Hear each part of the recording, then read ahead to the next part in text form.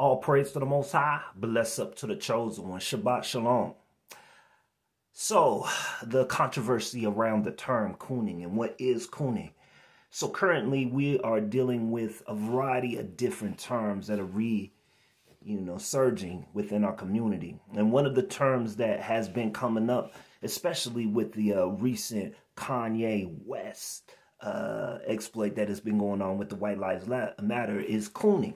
Now, one of the things that I will say is somebody who is thinking for themselves, somebody who has their own thought and knows how to articulate that thought, whether we agree with it or not, that's not necessarily cooning. That's actually being an individual who thinks for themselves. But let's go in a little bit on where the actual term comes from.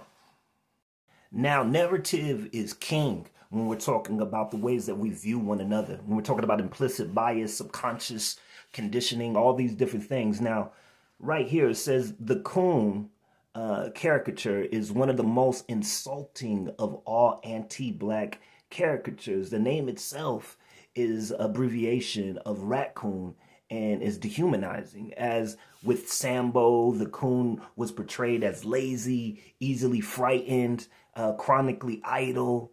These are all things that were attributed to this version of the ways that we looked at ourselves during those times, the ways that the rest of the world may have viewed us as well.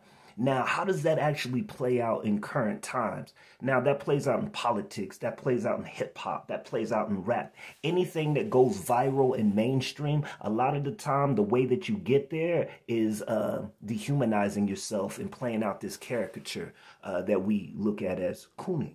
Now, the imaging of cooning has been something that's been in existence since the 1800s, 1600s. You can find actual images of these docile, slow-looking versions of blackness. Now, by the time film started actually coming into existence, you had characters like right here, Bojangles in the 1930s and the 40s. In order for him to get success, he had to dress a certain way, talk a certain way, dance a certain way. Now, there's other examples of this as well.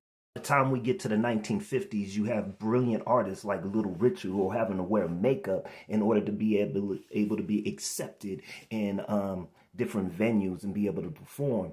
He had to downplay his looks and actually be feminized in order to be recognized. What does modern day cooning look like nowadays? It looks a variety of different ways. We could talk about gangster rap, but we also have to think about the agenda. Now, we look at this video right here of the no voting video right here. This gentleman is clearly cooning in a 21st century way.